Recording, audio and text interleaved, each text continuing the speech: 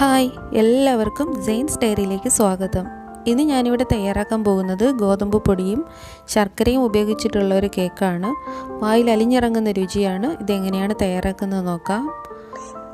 അതിനാദ്യം വേണ്ടത് 1 കപ്പ് പാല് ഞാനിവിടെ എടുത്തിട്ടുണ്ട്. അതിലേക്ക് 1.5 ടേബിൾ സ്പൂൺ വിനാഗിരി ചേർത്ത് കൊടുത്തിട്ടുണ്ട്. അത് ചേർത്തൊരു 10 മിനിറ്റ് നമുക്കിതൊന്ന് മാറ്റി വയ്ക്കാം.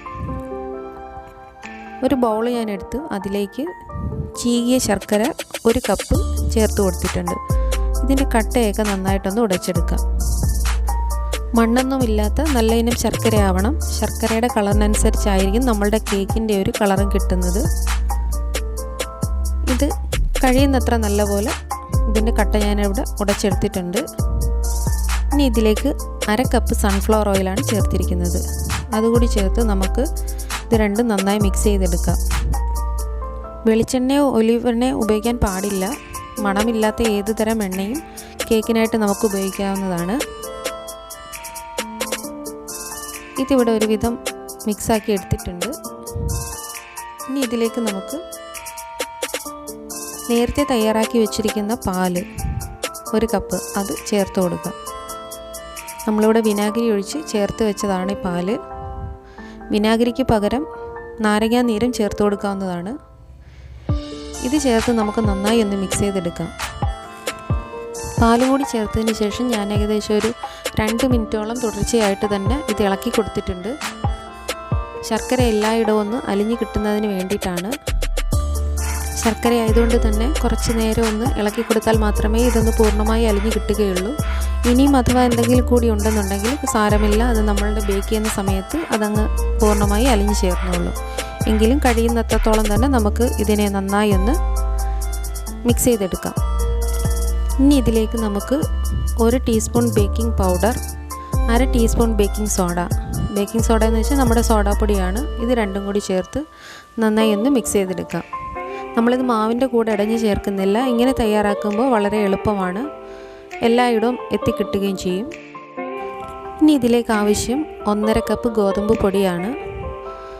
അത് നമുക്ക് കുറേശ്ശെയായി ചേർത്ത് ഇളക്കിയെടുക്കാം. എല്ലാം കൂടി ഒന്നിച്ചിട്ടാൽ പെട്ടെന്ന് തന്നെ കട്ട കെട്ടും. ഇത് സാവകാശം നമുക്ക് ഇളക്കി യോജിപ്പിക്കാം. എൻ്റെ കയ്യിലിരിക്കുന്ന കപ്പിൻ്റെ അളവ് 236 ml ആണ് 1 കപ്പ് എന്ന് പറയുന്നത്. ആ ഒരു അളവിലാണ് ഞാൻ ഇതെല്ലാം തന്നെ മെഷർ ചെയ്തെടുത്തിട്ടുള്ളത്. ആർക്കെങ്കിലും എന്തെങ്കിലും സംശയമുണ്ട് എന്നുണ്ടെങ്കിൽ ഞാനിതിൻ്റെ അളവ് ഡിസ്ക്രിപ്ഷൻ ബോക്സിൽ കൊടുത്തിരിക്കാം, അതൊന്ന് ചെക്ക് ചെയ്ത് നോക്കാവുന്നതാണ്. ഗോതമ്പ് പൊടിയും ശർക്കരയും ചേർത്ത് തയ്യാറാക്കുന്ന ഈ ഒരു കേക്ക് താരതമ്യേന തന്നെ നല്ല ഒരു ഹെൽത്തി ആയൊരു കേക്കാണ്. ഷുഗർ പേഷ്യൻസോ അല്ലെങ്കിൽ പഞ്ചസാര കഴിക്കാൻ പാടില്ലാത്ത അസുഖങ്ങളുള്ളവരോ അങ്ങനെയുള്ളവർക്കൊക്കെ ഈ തയ്യാറാക്കാൻ പറ്റുന്നൊരു കേക്കാണ്. വളരെ എളുപ്പത്തിൽ തന്നെ നമുക്ക് വീട്ടിൽ തയ്യാറാക്കിയെടുക്കാൻ കഴിയും. മൈദയും പഞ്ചസാരയും ഉപയോഗിച്ച് തയ്യാറാക്കുന്ന കേക്ക് പോലെ തന്നെ വളരെ ടേസ്റ്റിയായ നല്ലൊരു കേക്കാണ്. വായിൽ അലിഞ്ഞു പോകുന്ന രുചിയാണ്. ശർക്കരയോ എണ്ണയോ ഒന്നും ചേർക്കാതെ തന്നെ വളരെ ഹെൽത്തിയായ ഓട്സ് വെച്ച് ഞാനൊരു കേക്ക് ഉണ്ടാക്കിയിട്ടുണ്ട്. കാണാത്തവർ അതൊന്ന് കണ്ടു നോക്കുക. അതിൻ്റെ ലിങ്ക് ഞാൻ ഡിസ്ക്രിപ്ഷൻ ബോക്സിൽ കൊടുത്തിരിക്കാം. നിങ്ങൾ ആദ്യമായിട്ടാണ് എൻ്റെ ചാനൽ കാണുന്നതെന്നുണ്ടെങ്കിൽ ഒന്ന് സബ്സ്ക്രൈബ് ചെയ്യാൻ മറക്കരുത്. സബ്സ്ക്രൈബ് ചെയ്യുന്നതോടൊപ്പം തൊട്ടടുത്തുള്ള ബെല്ലൈക്കൺ പ്രസ് ചെയ്യുകയും ഓൾ എന്ന ഓപ്ഷൻ എനേബിൾ ചെയ്ത് വെക്കുകയും ചെയ്യുമല്ലോ.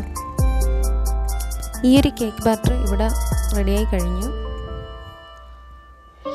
കട്ടയൊന്നുമില്ലാതെ തന്നെ നല്ല രീതിയിൽ നമ്മൾ കേക്ക് ബാറ്റർ തയ്യാറാക്കി കഴിഞ്ഞു.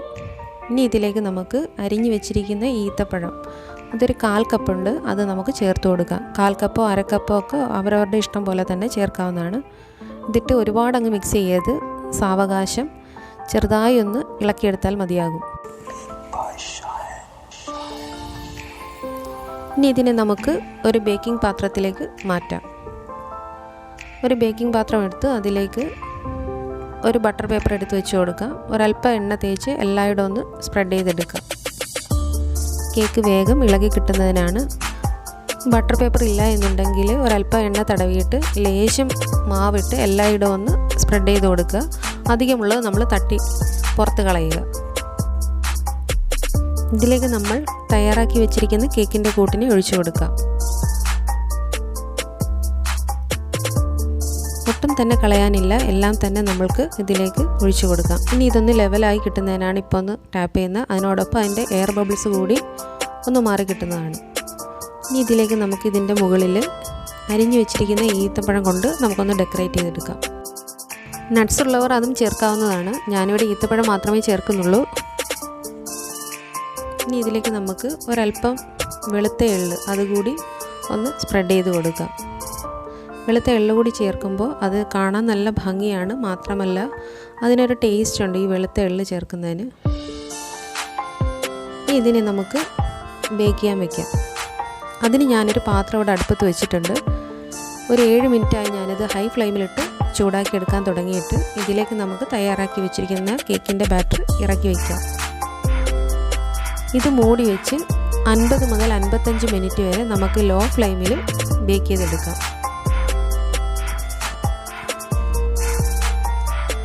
നമ്മുടെ കേക്ക് ഇവിടെ തയ്യാറായി കഴിഞ്ഞ് നമുക്കിതിനൊന്ന് ചെക്ക് ചെയ്ത് നോക്കാം. ഒരു ടൂത്ത് പിക്ക് വെച്ച് ഞാനിത് കുത്തി നോക്കിയിട്ടുണ്ട്. ക്ലിയറായി കിട്ടി. നമുക്കിതിനെ അടുപ്പിൽ നിന്ന് മാറ്റാം. ഈ കേക്ക് ഇവിടെ നന്നായി തണുത്ത് കിട്ടിയിട്ടുണ്ട്. ഇതിൻ്റെ അരികെല്ലാം നമുക്കൊന്ന് വിടുവിച്ചെടുക്കാം. ഇതിന് ശേഷം നമുക്ക് കേക്കിനെ പാത്രത്തിൽ നിന്ന് മാറ്റിയെടുക്കാം. നല്ല സോഫ്റ്റും വളരെ ടേസ്റ്റുമാണ് ഈ ഒരു കേക്ക്. വളരെ എളുപ്പം തയ്യാറാക്കാൻ കഴിയുന്ന ഈ ഒരു വിഭവം നിങ്ങളെല്ലാവരും ഒന്ന് ട്രൈ ചെയ്ത് നോക്കുക. അഭിപ്രായങ്ങളും നിർദ്ദേശങ്ങളും കമൻറ്റ് ബോക്സിൽ അറിയിക്കുമല്ലോ. ആർക്കെങ്കിലും എന്തെങ്കിലും തരത്തിലുള്ള സംശയങ്ങളുണ്ടെങ്കിൽ അത് കമൻറ്റ് ബോക്സിൽ അറിയിച്ചാൽ ഞാൻ തീർച്ചയായും മറുപടി പറയുന്നതാണ്. ഈ ഒരു റെസിപ്പി നിങ്ങൾക്ക് എല്ലാവർക്കും ഇഷ്ടമായി എന്ന് കരുതുന്നു. ഇഷ്ടമായാൽ ലൈക്ക് ചെയ്യാനും ഷെയർ ചെയ്യാനും മറക്കരുത്. ഇനിയും ഇതുപോലുള്ള വീഡിയോകൾക്കായി ഈ ചാനൽ സബ്സ്ക്രൈബ് ചെയ്യുമല്ലോ. മറ്റൊരു വീഡിയോയുമായി നമുക്ക് വീണ്ടും കാണാം.